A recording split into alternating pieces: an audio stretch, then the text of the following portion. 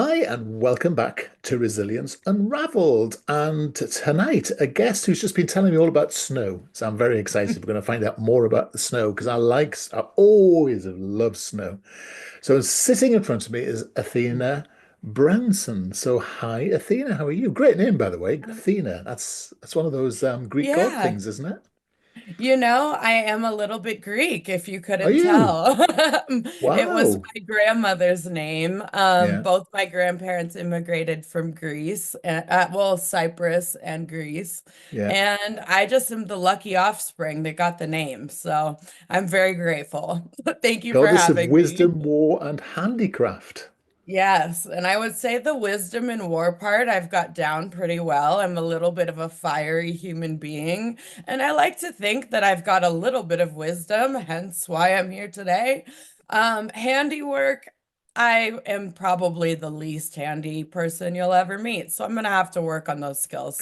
Well, I'm guessing you're pretty handy with a pair of ski poles. How about Oh, you got me there. I could say that I was pretty professional at using anything ski related, So, including snow. okay, oh, right, excellent. Well, so you're in Denver, Colorado, and you've had snow this morning, you were telling me. 4 inches, did you say?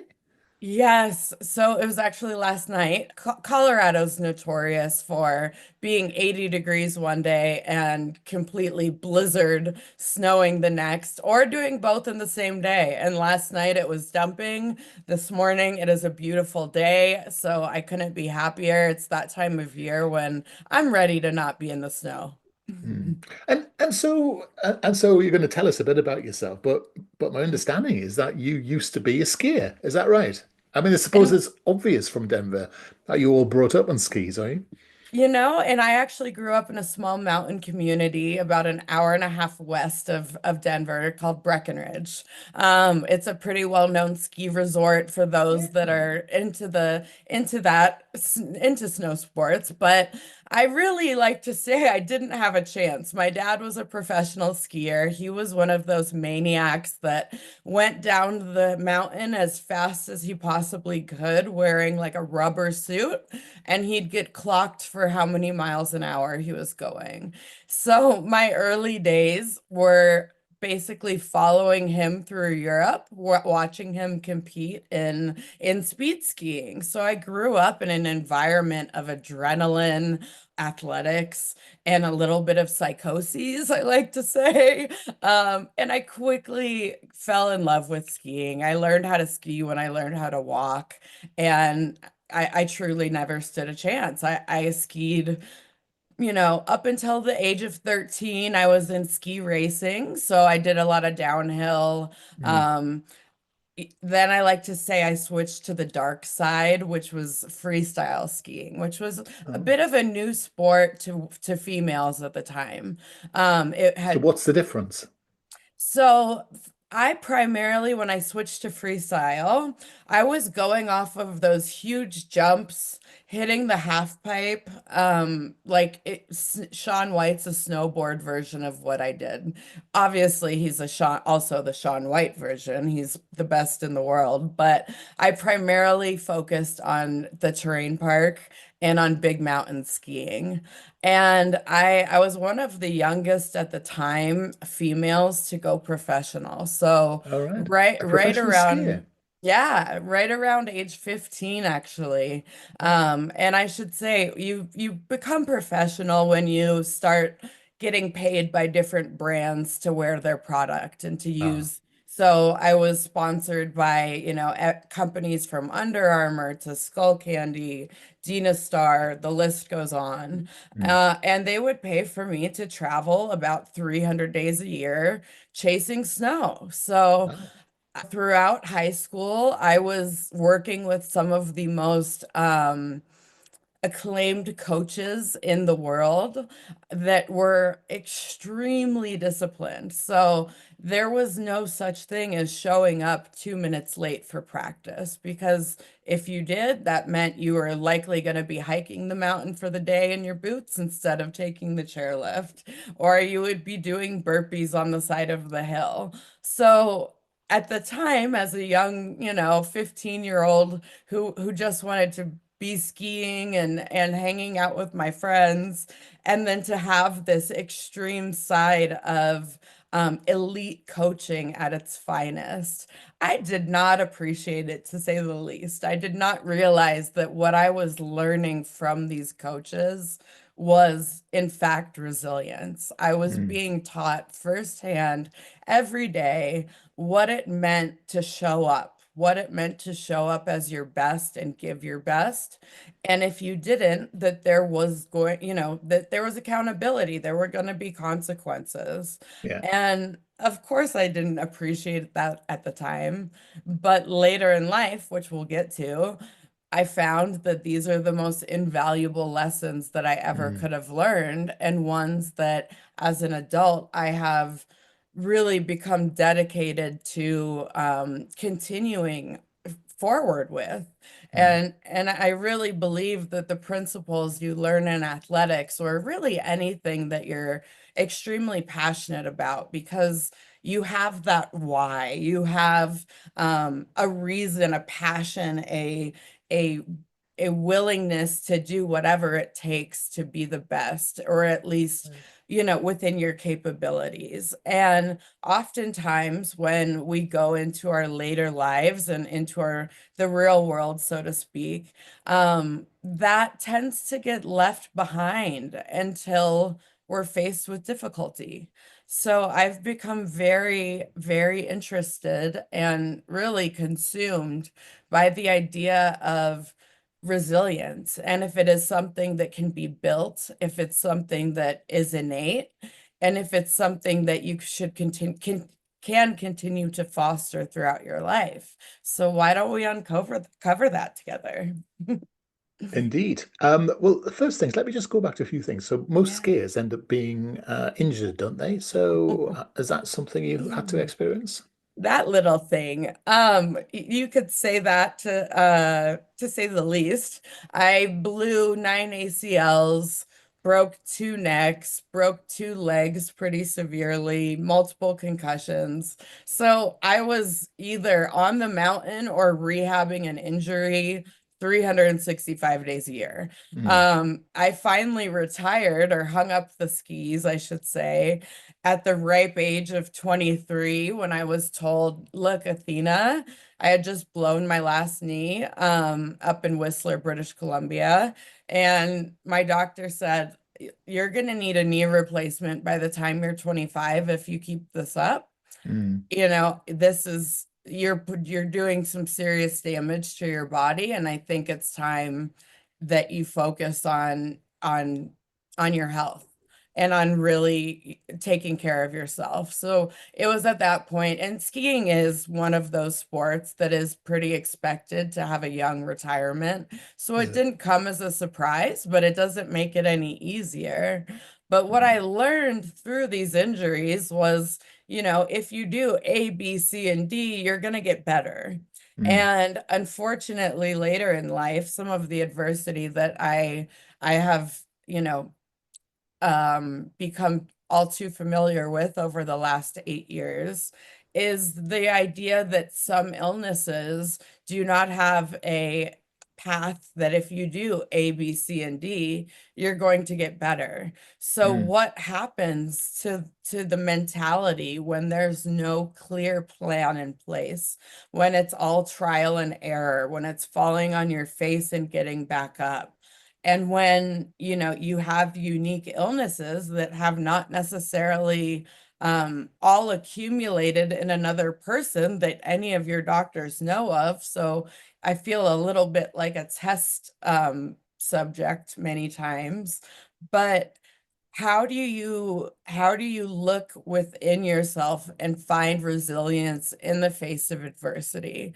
Because I do believe, through personal experience, that we all do have the ability to create resilience within ourselves, and that resilience is something that is not it's not the same every day. Our ability to, show resilience in the face of adversity changes on a daily basis based on how our nervous system is doing. You know, if we're already in a state of flight or fight because of something we're going through in work, and we start to flare up because of it, and your resilience is most likely going to be a little bit challenged because you're overexerting your nervous system. You really have to make conscious decisions and conscious effort to find resilience in the face of adversity when you feel like you're overcome by challenges, because that's where the new neural pathways are created that enable you to next time not automatically go to the world is on fire, everything is ending, I quit. It helps your brain understand that, hey, I've been in this position before. It's not comfortable, but I know that if I, build my toolkit, I like to say, of what are the things in your life that are going to help you get through the most difficult days, which every day for the last 8.5 years has been the case. So Mm, what can we do in our own lives to help build our own personal resilience so that when we don't, when we're fired with 10 different things at once, we can take a step back and say, okay, let me simplify this. Let me get my feet back on the ground. mm. Okay, so just to go back a little bit then. So a lot of people who've had a career that's been mapped out for them, they reach some sort of standard which is good, and then for whatever reason you lose it. So you either achieve all your goals or you have a big injury or something like that. You sometimes have to reinvent yourself, don't you? So I wonder if that happened to you, and what did you do? I absolutely love that because the idea of reinvention is something that I did not even really begin to think about until recently. And I realize, so I was diagnosed with Lyme disease about 8 years ago. Mm, And Lyme is very unique in the fact that it attacks everyone differently. So whatever you're genetically predisposed to, whatever your weaknesses are, it attacks, and it mm, has the ability to the cellular shape of it is such that it screws into your own cell, creates a biofilm that's pretty much impenetrable around it. So fighting it is extremely challenging, and it's not the same for everyone, and it is trial and error. So when you're facing something that you don't necessarily understand what the outcome is going to be or what that even looks like, res can you repeat the beginning of your question? I just got lost in my tangent. yeah, well, I wasn't thinking so much about the Lyme disease at this time. I was thinking more about the point when you're talking about Oh, reinventing yourself reinvention. Sorry. after skiing. So, but I've had to reinvent myself 2 times. And the first time was going from being a professional skier, being at the top of my game. Even though I had had injury, I was a elite athlete to say the least. I was, in spectacular shape. But at the same time, my identity was completely wrapped up in Yeah. being a professional skier.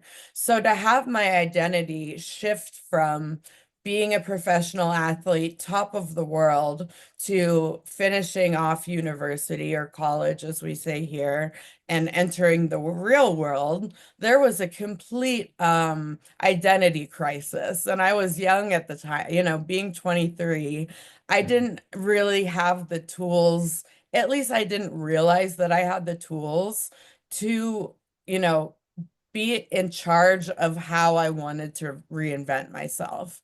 I mm, had this grand plan for what life was going to look like.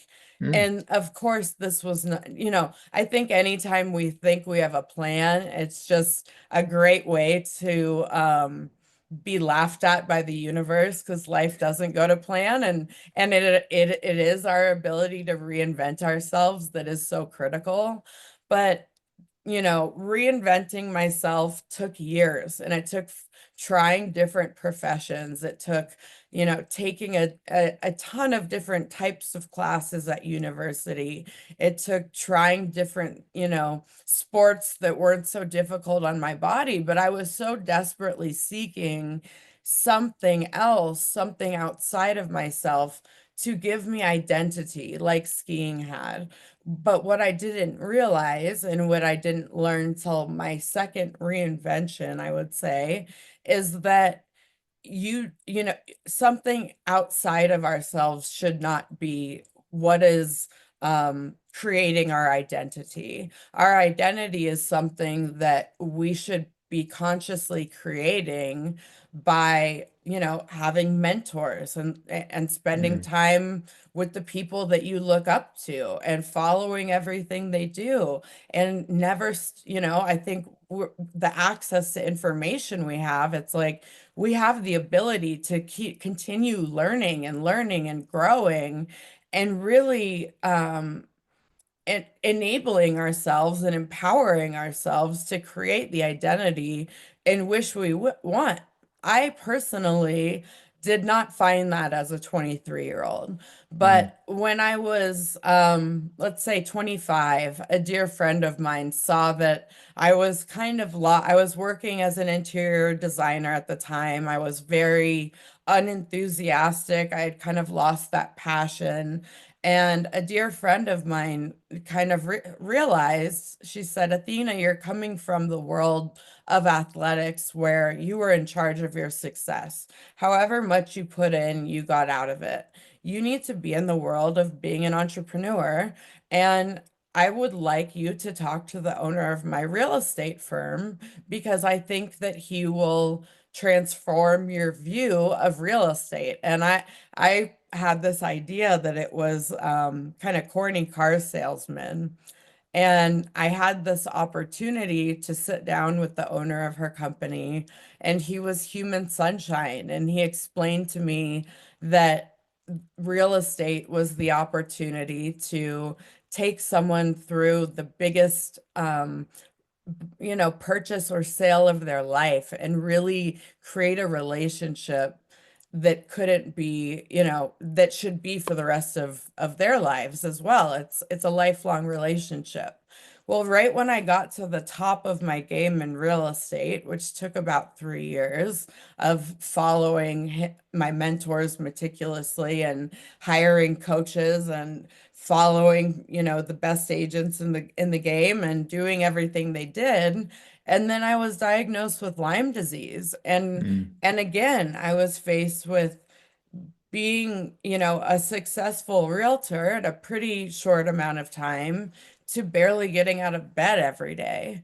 And that's what really started my journey into, well, unknowingly at the time, into understanding the importance of resilience and wanting to spread the information that I've learned about, overcoming adversity and how we can build resilience during a time when most likely all you want to do is hide in bed. When things are mm, going wrong, it's the last time you want to work on personal growth.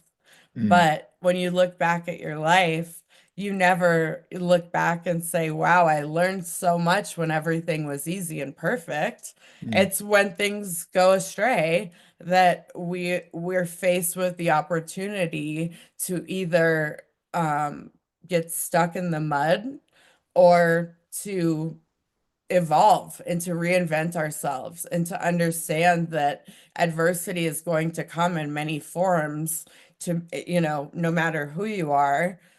And it's important to mourn and to feel your feelings, but not to get stuck there, and to understand that it's an opportunity to become the best version of yourself if you take the initiative to do so. so how would you do that? For me, it started off as a lot of falling on my face. I was absolutely devastated when I lost my health. It was something I always took for granted. I was in peak physical condition. I had always been extremely conscious about what I put in my body. I didn't drink. I was the epitome of an athlete. And for someone that had spent their whole life focusing on health to literally not being able to get out of bed because I was in too much pain Mm, and because I was so chronically fatigued and there was so much brain fog that even getting a complete thought out cognitively was not an option for quite a long time. And I had a really difficult time with that. And I went through periods of anger and through lots of depression and sadness. And it wasn't until a couple of years in that I started to realize that the gifts that chronic illness were giving me in terms of teaching me who the people are in my tribe that I want to surround myself with and that support me unconditionally, how I can be creating, a toolkit for when life isn't going right, what I'm going to do to pump myself up to get out the door. For mm, for example, yesterday I was having a horrific flare, but I needed to work all day.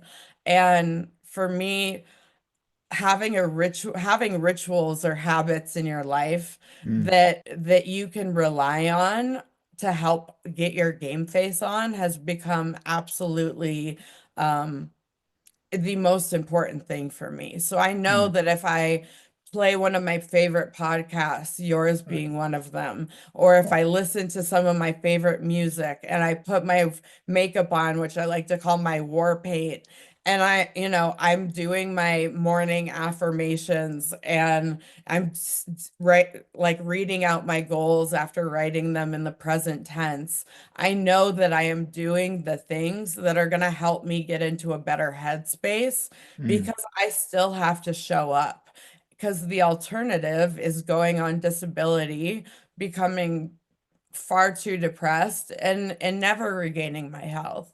I have a mindset that no matter what it takes, I will get back to being healthy, but I realize that this is a conscious effort. And I look back at my ski career and I think about the importance of reps and creating habits and yeah. showing up when you say you're going to. And doing all of these things repeatedly, you're teaching your brain that you're creating neural pathways that are showing you that you can overcome, whether it's just getting out of bed and getting to work that day or, overcoming the most painful day you've experienced. And again, this is not just for chronic illness. We all face adversity. And I do believe that you can teach yourself resilience through trial and error and then creating habits out of what works for you. And the best time in life to grow is through adversity. And you have to find what works for you. But for me, it's like having a morning and evening routine, having my go-tos for when I really don't feel well, making sure that no matter what, I'm moving my body, going to therapy, doing, a lot of EMDR and trauma work because all of this has been very traumatic. And the more I've learned, the more I learned that we keep these traumas in our body. And if you're not actively participating in healing and in growing, then unfortunately you're going to stay stagnant or if you're battling health like myself, you'll go downhill. So it Mm. really becomes a life or death thing. Did you find out how you caught Lyme disease? It wasn't the this terrible this military virus that RFF Kennedy talks about, was or was it just ticks? So interestingly enough, he does have Lyme disease, but and I, there almost every professional in the world of Lyme does believe that Lyme disease was a bio warfare gone wrong. It appeared very quickly out of the middle of nowhere in Connecticut in the 40s, and it is unlike any other natural virus that we've found. So the only way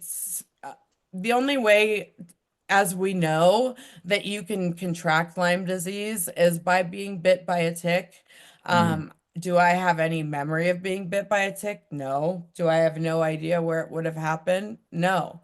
But again, I was traveling as an athlete around the mm, world 300 days a year in heavily wooded areas with absolutely no knowledge of how to protect myself from ticks. So I have no idea. I do know that chronic Lyme disease really lays dormant in your system until something weakens your immune system enough that it can then come out.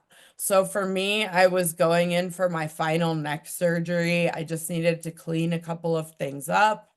Um, and then I woke up and was, doing pretty well, and then started having these very strange viral infections and like GI problems and chronic fatigue and brain fog that I'd never experienced before. And I was extremely fortunate. Most people that contract Lyme disease can go decades without understanding how they got it. mm. Yeah. I had a doctor that quickly identified it, and I was in complete disbelief. I was like, I've never even seen a tick. You're crazy. But blood studies don't lie. So it was a very, very large pill to swallow. Mm. That's interesting. So it's interesting how your toolkit really falls back on what you did as a skier. So it uses Yeah. that idea of reps and habits and sort of getting yourself into a pattern that you remember from childhood in a sense, which is really good. It's Yeah. been fascinating talking to you, and we ought to be sort of sensitive of your time here because I know there's snow to get out in. So if people want to get out and talk to you a little bit more about some of these issues, where can they get hold of you?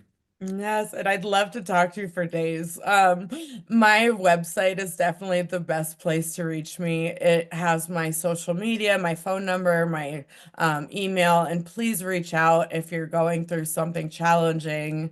If you're looking for real estate in Denver, I'd love to assist, but I'm here to be an ear and to help any way I can. And that my website is my first and last name, so Athena Brownson. Realtor. Should I spell that? No, I ATH. think it'll be You're the good. link will be in the show notes. Yeah, so don't worry about Perfect. that. So Yeah. you can find me there, and I would love to connect. Brilliant. Well, it's been a joy to talk to you today. It's been fascinating, and it is interesting to see how you have done that reinvention more than once. That's brilliant. So thank you so We'll much. see what the future holds. Yes, yes. Well, and good luck for the rest of your day. So have a Thank good you. afternoon. You too. Take care.